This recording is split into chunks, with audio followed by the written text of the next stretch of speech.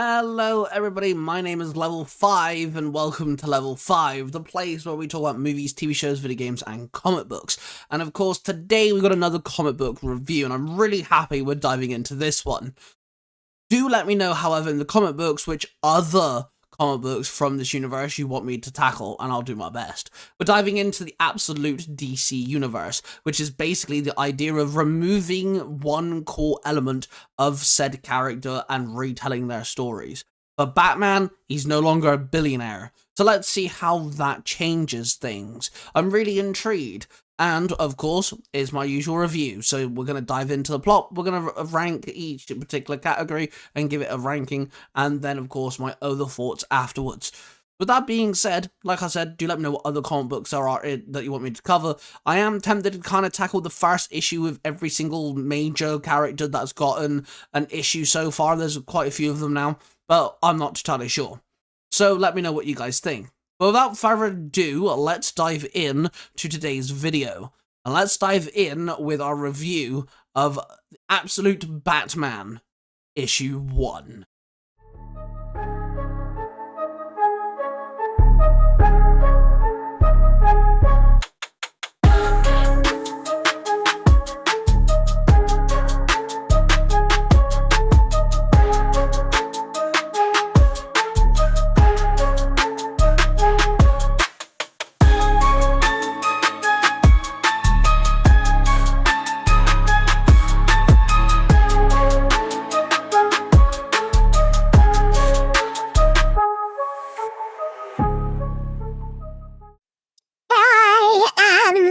Vengeance.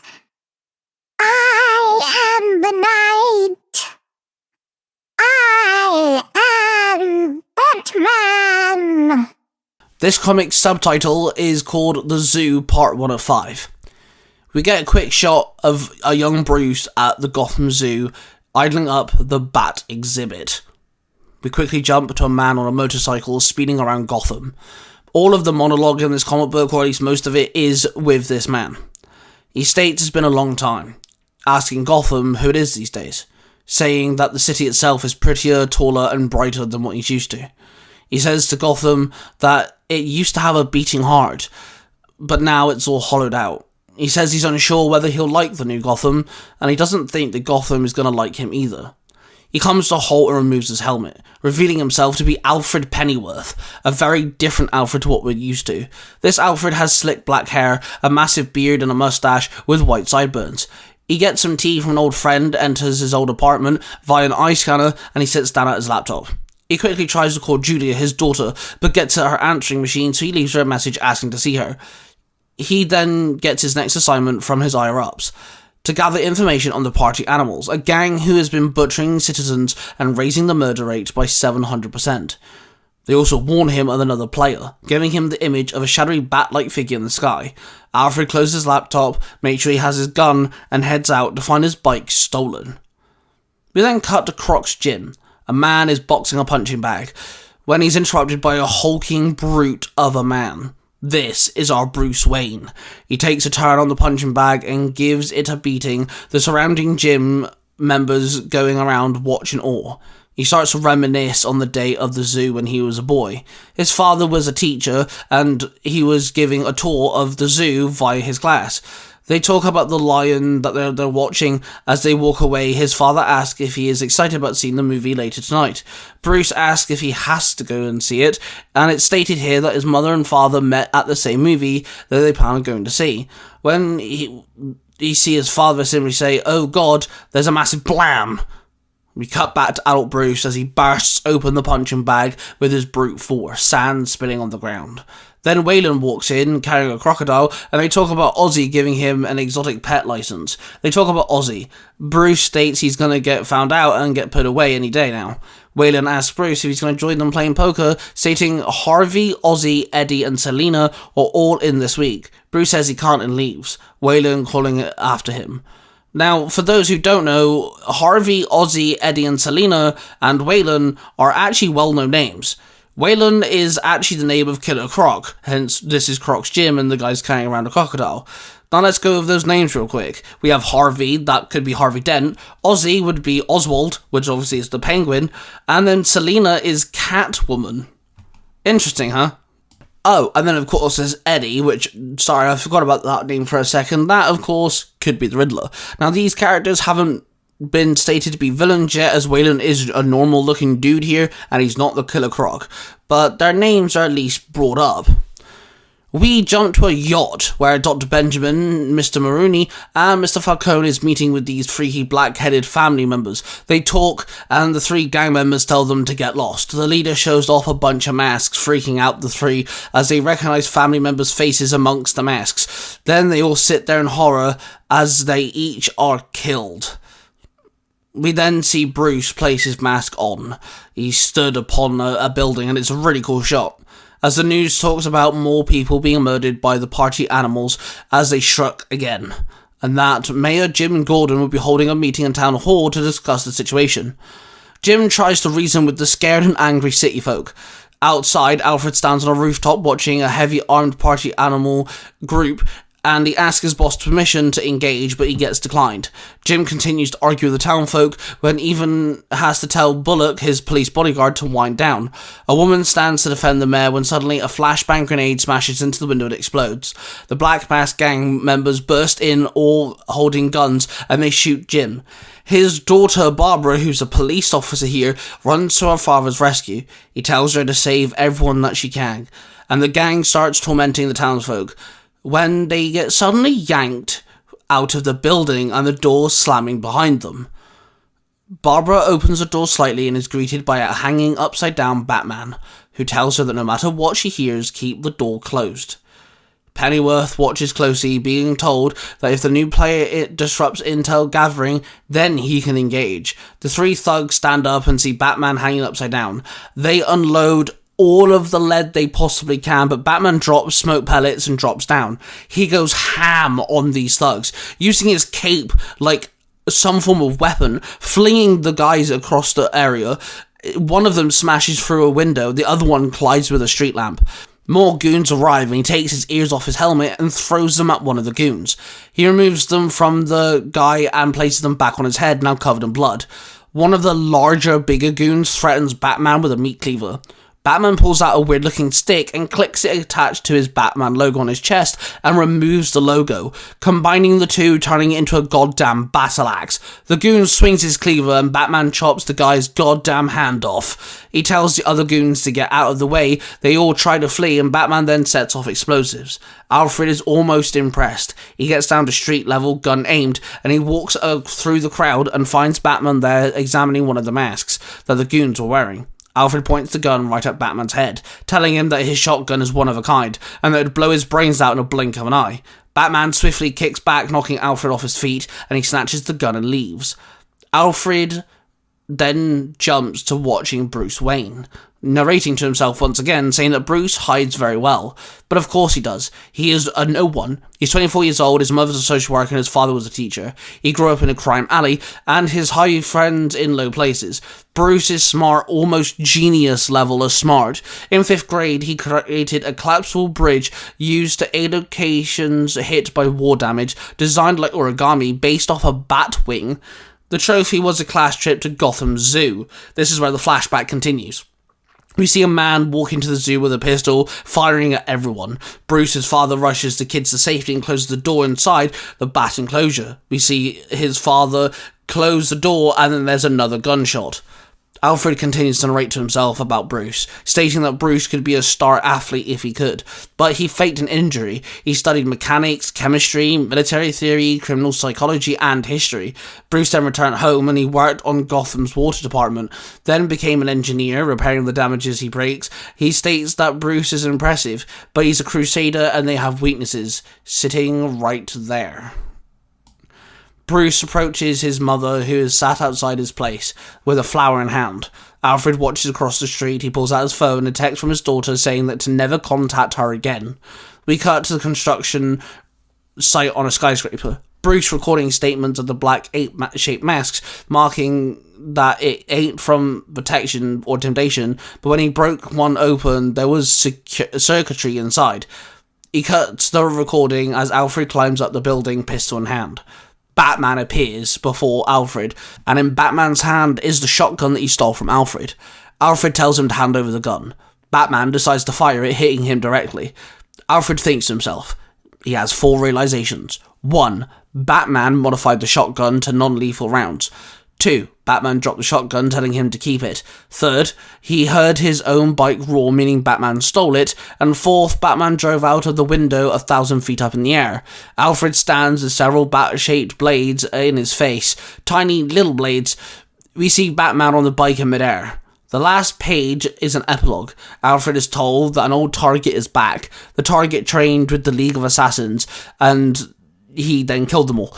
We see the target get out of a helicopter and the pilot saying not to joke about the guy, because he's not someone that you can joke about, because he doesn't laugh at anything, and that's why he's called the Joker. This is an absolute fantastic take on Batman. The story is phenomenal. Already from the get-go, it shows an alternative world. Having Alfred be like the main monologue here is interesting. He's an absolute badass dude now too. I mean, Alfred was always a badass, but he's now able to shine as the badass.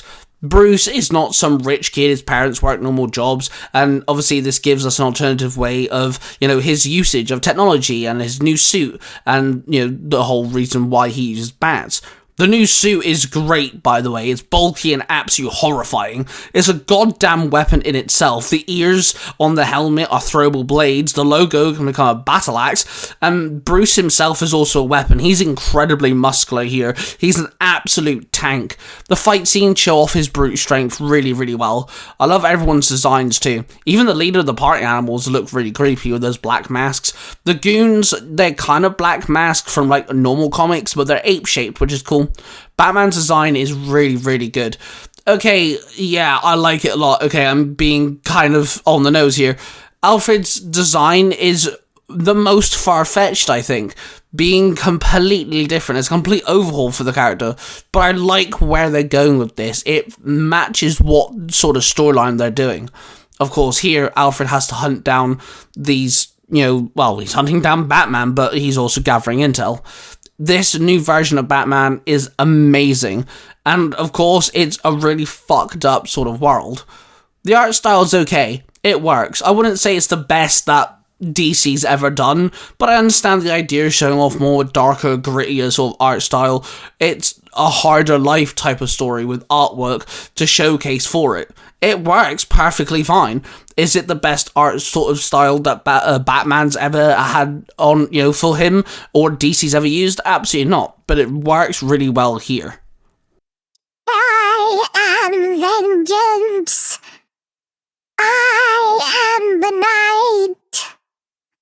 I am Batman. Okay, let's rank this, shall we? I'm gonna give the plot of this comic book a 5 out of 5. I have to here. This is absolutely phenomenal. It's such an intriguing storyline. We're following Alfred more than we are Batman, which is intriguing, of course. And I like the differences in the characters. Batman is a beefy boy, and Alfred's a trained... Is he a killer? Is he an assassin? I don't know. A hitman maybe, but it's still, either way, the characters have role swapped. Bruce doesn't have the loving care of a normal Alfred, and Alfred doesn't have someone to care for. The one person that he could has completely rejected him. The story tone is great, and it's enough to keep you hooked. I want to know more about this gang now, the party animals, and why are they butchering everybody? I want to know more about why Bruce Wayne is Batman and how, he is the way he is. It's a good hook to rope people in for a first issue. For characters, I'm again going to have to give it a 5 here. I really enjoyed everyone, all the new types of characters. It feels fresh and new and intriguing. They've done this sort of thing before, but not to this level. Absolute DC has become massive now. It's complete, tracks with Marvel's Ultimate Universe. And I'm loving the fact that they're kind of like coexisting at the same time. We have the main storylines for all these lovable characters that we all know and love, Absolutely, but we have these new and intriguing ones, and I think it's really well done. We get enough of Bruce to really, like, you know, kind of have a feel for who he is, and of course we now know who Alfred is. But like I said, when it came to the plot, there's more to it, and it really hooks you in. It now makes me want to read the next issue, and I'm very much excited to do so. When it comes to art style, I am going to have to give it a 4. Like I said in the previous segment, it's good. It's just, it's not there's certain comic books that have done better. But on the flip side of that, I understand why it is the way it is. It's telling a more darker, grittier, more toned down sort of storyline. It's not Batman that we know. Absolute Batman should not be on the same page as Batman in the sense of conversations, because they're two different characters. So I understand why the art style is different. And then for entertainment purposes, of course, I'm going to have to give a 5 too. I have to here. It's just as entertaining as reading a new Batman. But with this, it's all different, and you're actually learning. It's like finding Batman all over again. You're literally learning a new character, new plots, new side characters, new villains. Yes, they have the same name, but they're not the same character, and that's why I love the multiverse ideas and things. It's different and it's unique, and it, like I said, it just hooks you in, which gives us an overall total of 19 out of 20, and I think it's rightfully deserved. I think this comic book really holds well, and like I said, it hooks you in, it keeps you interested, and I am definitely going to be diving in more into the Batman storyline for the Absolute Universe, and I'm definitely going to be wanting to check out the other storylines now with the other characters to see how they fare. Like I said earlier, let me know in the comments down below whether you guys want that or not. That is completely down to you guys. But with that being said, and our total is 19 out of 20, let's dive in with my final thoughts. I am vengeance. I am the night. I am Batman. So, what else can I really say that I haven't already said? This is a new character. New characters in a new world, and it's painting us a new picture that we haven't seen before. It's using the same names, sure, but it's telling different storylines that we haven't seen. And it's really fun, and I'm really enjoying the way that they're going about it. Making Batman not a billionaire, which means he has to handcraft all these things, which means it shows actually how genius Batman really is. Instead of going down the usual trope is, oh, Batman can make a scheme, he can come up with a contingency plan for everybody. Sure, that's smart, but now this Bruce has to survive with his smarts. The whole suit is a weapon because he needs different ways to attack people. He needs different ways to make sure that he stays alive. Alfred is no longer a voice of reason, more a case of shadow behind him, which is deadly and dangerous. We know Prime Alfred is dangerous anyway, but this Alfred gets to be dangerous, and it's fun. Joker's mentioned at the end, and he looks really weird. He had this really creepy smile, and I'm curious to see how Joker's played out in the Absolute Universe.